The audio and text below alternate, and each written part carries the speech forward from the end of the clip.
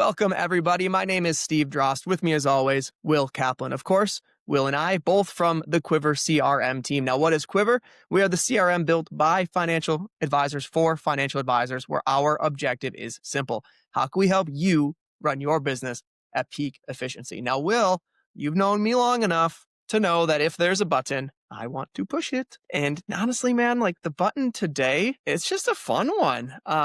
We've been onboarding a lot of new firms to Quivr, which is great. And a common theme, and I'm sure you can attest to this, is every firm I feel like has 5 to 10 pieces of data that are so important to them. And when they're on a household or they're looking at a screen, they just want instant access to those fields. Is that fair? Yeah, I think it really has to do a lot with, we get to see sort of how a lot of different firms work. And they focus on different data points. Like we're doing a lot of the same work, but the way that they want to click through the system and sort of see either the relationships or like where their data is, or maybe there's one field that they really want. Like everybody has the, gosh, if only this was here, then I'd be really happy.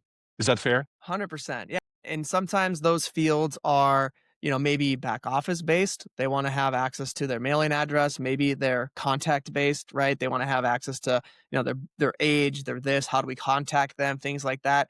I was just having a conversation with an advisor the other day, and one thing that he really wanted was the ability to move from spouse to spouse. And he's like, yeah, it's just like if I'm on, we use the Halperts, right? If I'm on Jim's page, it's highly likely that I'm going to want access to Pam, and it's just really nice if I can just have a button to push that, right, and take me to the spouse. And that got us down the rabbit hole today of what I want to focus on, which is inside of Quivr. Yes, there's a ton of data. We understand that, and we've also heard that with a ton of data, sometimes there's a lot of scrolling, and that's kind of a chicken and an egg, right? You need access to the data so you can do stuff with it, but at the same time, most of my data I'm not touching very regularly, right? But how can we then create a page for our users, or how can our users create these pages where they just see those key 5, 7, 10 things that are most important to them to drastically reduce their scroll time, help them have the information that they need at their fingertips. So we're going to talk about 2 things today. We're going to do our best not to use a ton of Salesforce terminology. We have to use a little bit, but more so, I just want to show our users how they can get basically the 10 most important fields for a household and a contact all at the top of a singular page. Does that sound good? Yeah, I think there's a lot of users that end up asking us for this. And so it seems like it's a really good option to sort of give people that, chutes and ladders. Let's land on a ladder instead of a chute and add a couple of those things to our page so that we can, use Quivr the way that I want to use it, not the way that Will and Steve think I want to use it. Exactly. Even though, right, Will, our way is right? I kid. I mean, yeah, right? All right, so I'm going to share my screen. So if you're listening right now, I'll do my best to provide some narration. If you're watching, it'll be much simpler.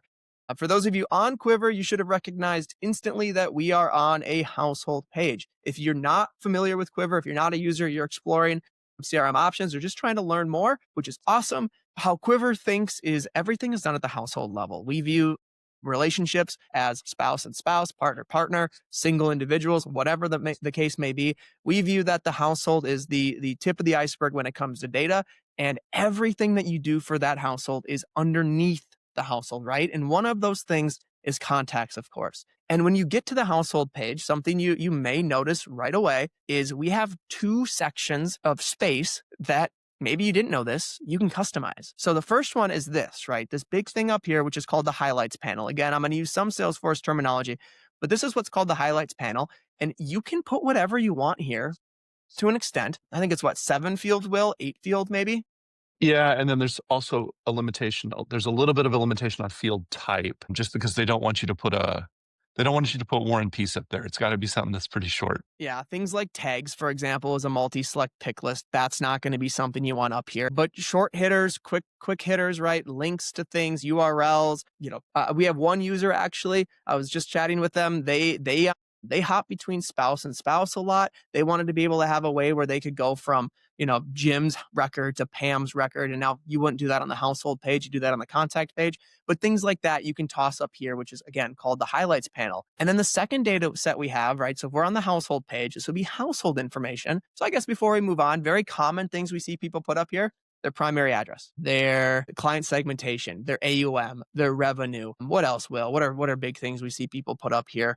Anything really, right? It's really the stuff that they're pulling out. And I think it's really insightful into the types of things they're doing. So they might want to look at like, what tier client relationship is Mm, this? yeah. What is something that they're really focused on in their business, part of billing and servicing, or you mentioned the AUM piece. We've had multiple requests for, can I just see like a wrap up of everything that we're managing for that household in terms of dollars? And so that's a good example of stuff that people want to put up there too. So those are fields that you can put up here.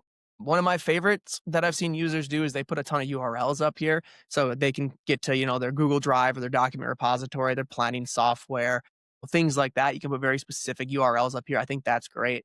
But again, what are the 4, 5, 6, 7 things that you need? And what's ironic about all of this is, right, I still practice, of course. It's me, and I think most people know my mom works with me. And because it's just me and my mom, my advisory team is the same on every single client. So these 3 fields, as important they are, right? They drive workflows and Archer automations and whatnot. These 3 fields don't do me any good on a household, because you ask me my client, any client that's associated with my firm, and it's the same thing. So why do I need those here? So I don't have them here. But my mom, right? She wants mailing address here for when she sends birthday cards. She wants, other key pieces of information here. And ours looks very different. And that's great, because we need different information than, let's say, a 175 employee firm where advisory team is very different on a household by household basis, right? But up here, right, easy way, get your household information there. Down here, then contacts. So if we think about the data structure, right, inside of Quivr, everything we do it is at the household, but contacts are probably the second most important data set. Is that fair? Absolutely. I think that's one of the ones that on a day to day basis, I mean, I remember when I was practicing coming and finding a phone number or coming and finding a birthday or, that was the type of stuff that I was constantly looking up on contacts. And so that's part of why, those fields are in here is we anticipate that those will be things that you're looking for too, but they may not be. And so then, in the same way that Steve was just describing how the advisory team may not be as impactful for your firm, you may want other information up there about your contacts. And that's definitely the same conversation that we're having here, right? Yeah, for sure. So, examples of the contacts, other fields that you might want. Maybe you're a business owner, and the type, you work with business owners, and the type of business that they run is really important. You want that in here.